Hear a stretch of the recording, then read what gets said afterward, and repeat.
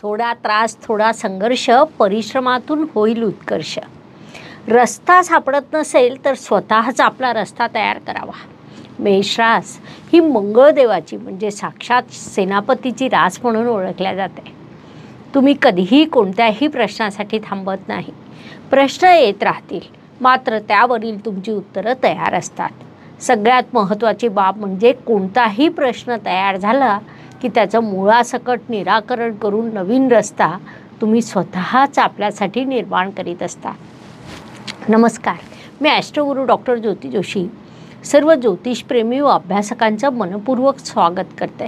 आपण नोव्हेंबर 2023 महिन्याचं राशी भविष्य समजून घेत आहोत. त्यामध्ये आज आपण मेष राशीच्या जातकांसाठी हा महिना कसा राहील यावर सविस्तर चर्चा करणार आहोत. विविध दृष्टिकोनातून या महिन्यातील ग्रहस्थितीचं शास्त्रोक्त विश्लेषण करणार आहोत. सोबतच व्हिडिओच्या शेवटी मी तुम्हाला या महिन्यात करावयाच्या विशेष उपाय देखील सांगणार आहे. त्यामुळे व्हिडिओला शेवटपर्यंत बघायला विसरू नका.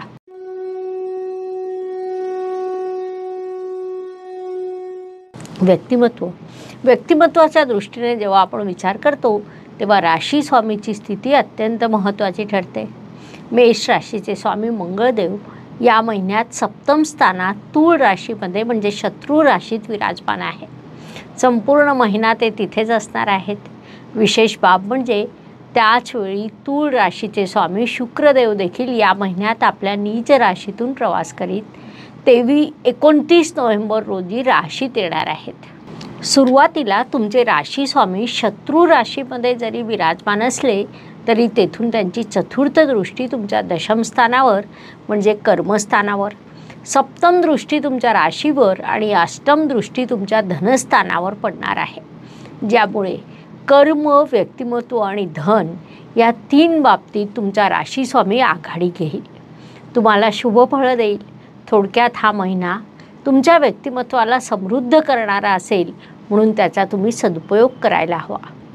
धन, कुटुंब, वाणी या दृष्टीने विचार केला असता मेष राशीचे धनेश म्हणजे शुक्रदेव होय, ते महिन्याच्या सुरुवातीला त्रिकोण स्थानातून प्रवास करीत आहे. 3 नोव्हेंबर रोजी ते नीचीचे होतील आणि 29 नोव्हेंबर रोजी ते तूळ या आपल्या दुसऱ्या स्वराशीत प्रवेश करतील. धनेश जेव्हा नीचीचा होतो तोही शुक्रासारखा ग्रह असेल तर अशा काळात जातकाने गुंतवणूक करताना योग्य ठिकाणी योग्य पद्धतीने विचारपूर्वक निर्णय घ्यावा. चुकीच्या ठिकाणी गुंतवणूक करू नये. आवश्यकता असल्यास तज्ज्ञांचा सल्ला घ्यावा. तसंच या काळामध्ये तुमच्या कुटुंबात वाद होतील असे विचार मांडू नये.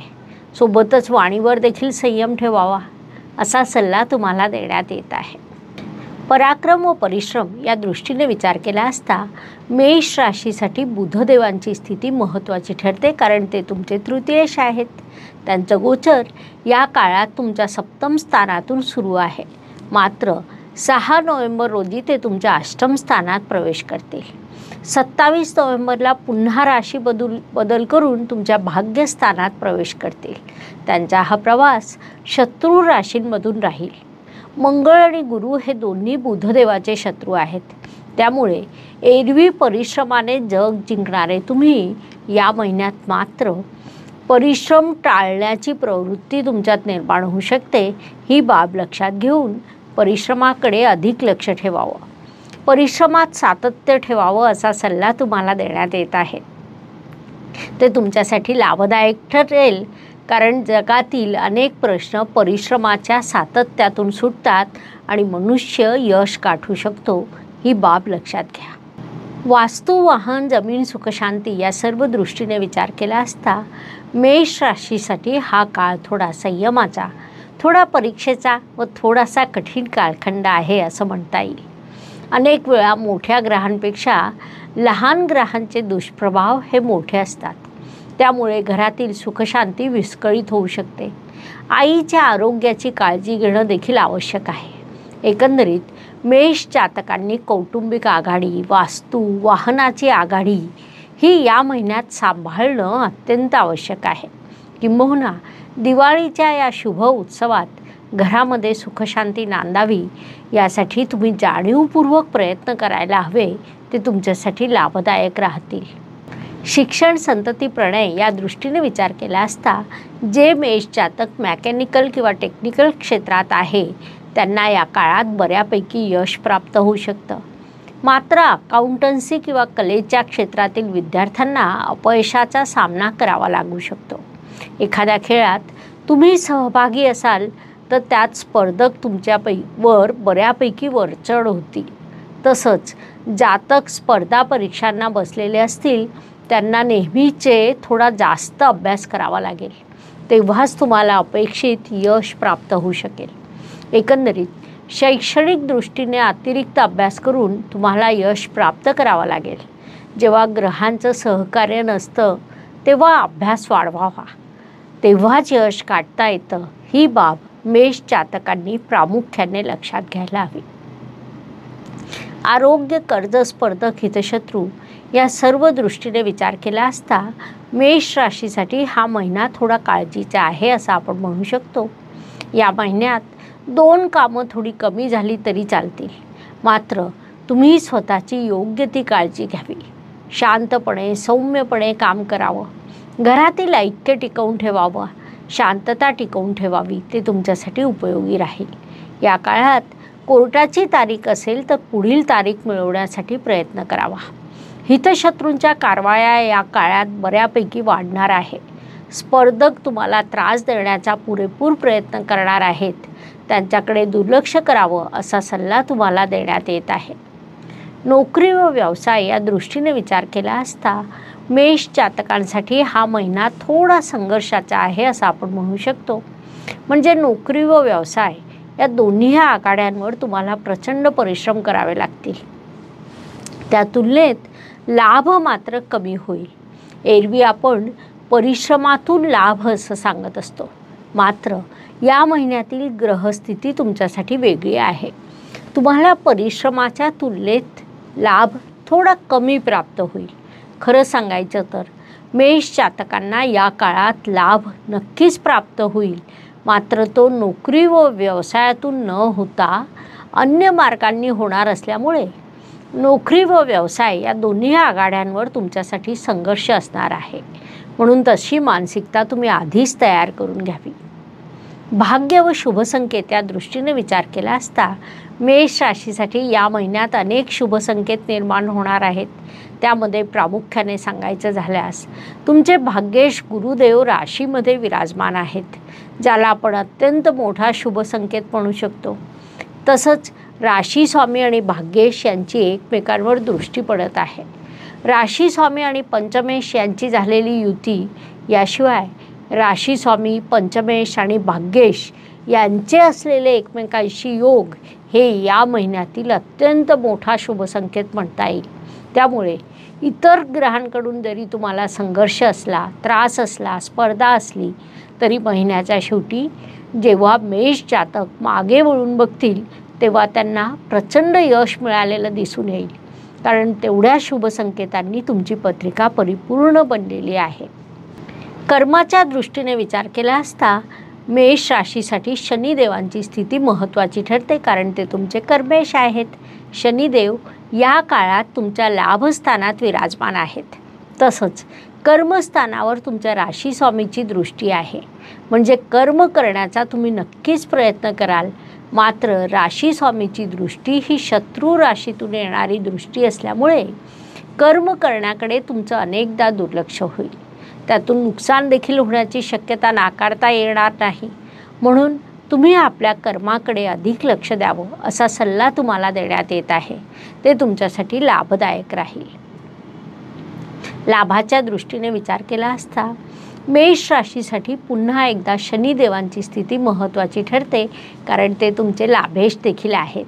महत्त्वाची बाब म्हणजे शनिदेव तुमच्या लाभस्थानात विराजमान आहे.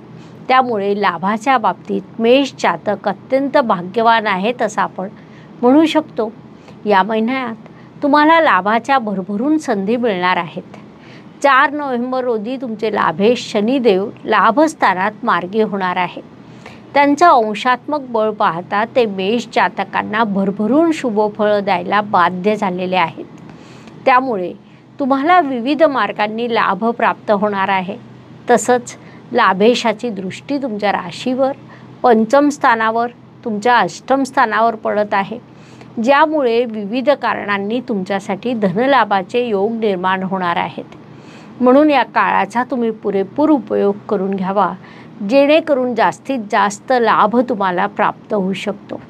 व्यय व परदेश गमन या दृष्टीने विचार केला असता मेष जातकांसाठी या काळात प्रवासाचे, परदेश गमनाचे अनेक योग निर्माण झालेले आहेत.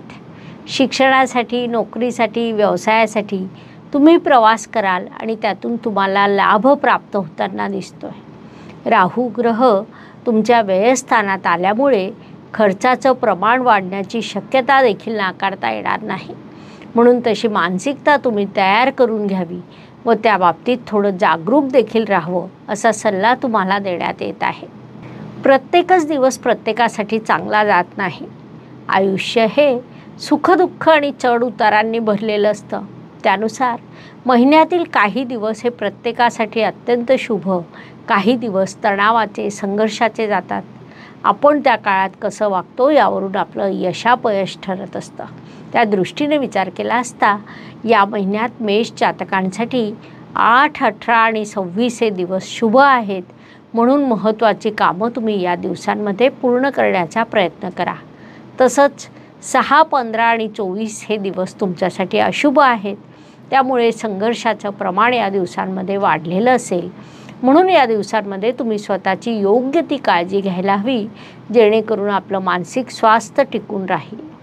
उपायांच्या दृष्टीने विचार केला असता ज्योतिषशास्त्रामध्ये खूप छोटे छोटे मात्र मोठा परिणाम करणारे उपाय सांगण्यात आलेले आहेत. अशुभ गोष्टींची अशुभता कमी करण्याचं आणि शुभ गोष्टींची शुभता वाढवण्याचं सामर्थ्य त्यात असतं. त्यानुसार नोव्हेंबर महिन्यातील उपायांचा विचार केला असता आपल्याला माहिती आहे की या महिन्यात दीपावलीचा मोठा उत्सव आहे. या शुभ उत्सवामध्ये घरात सुखशांती नांदावी, देवी लक्ष्मी तुमच्यावर प्रसन्न व्हावी आणि देवी सरस्वतीने तुमचं भाग्य प्रगल्भ करावं, यासाठी मी राशीनुसार काही मंत्र देत आहे. त्यानुसार मेष राशीसाठी ओम त्र्यंबकम यजामहे सुगंधिं पुष्टिवर्धनम उर्वारुकमिव बंधनात मृत्योर्मुक्षीयमामृतात हा मंत्र देण्यात येत आहे. या मंत्राचा तुम्ही दररोज जाप करावा, त्याचे तुम्हाला अत्यंत शुभ परिणाम प्राप्त होतील. अशा पद्धतीने नोव्हेंबर 2023 हा महिना मेष ते मीन प्रत्येक राशीच्या जातकांसाठी कसा राहील हे समजून घेण्यासाठी एवढी माहिती पुरेशी आहे. आता आपण थांबूया. पुढील भागात पुढील राशीचं भविष्य समजून घेणार आहोत. हा व्हिडिओ तुम्हाला आवडल्यास लाईक, शेअर, सबस्क्राईब करायला विसरू नका. तसंच कमेंट बॉक्समध्ये हर हर ज्योतिष, घर घर ज्योतिष अवश्य लिहा. धन्यवाद. शुभम भवतु. जय ज्योतिष. नमस्कार. शास्त्राचा अभ्यास करण्यासाठी माझी मराठीतून 11, हिंदीतून 2 अशी पुस्तकं प्रकाशित झाली आहे. विशेष बाब म्हणजे मी स्वतः संशोधित केलेली ज्योती जोशी पद्धती अर्थात जे पद्धती या विषयावर स्वतंत्र ग्रंथ उपलब्ध आहे, त्याचा देखील लाभ घ्यावा. यूट्यूबची कार्यप्रणाली ही मुख्यतः लाईक, शेअर आणि सबस्क्राईबवर चालते. Please like, share and subscribe the channel. धन्यवाद. शुभम भवतु. जय ज्योतिष.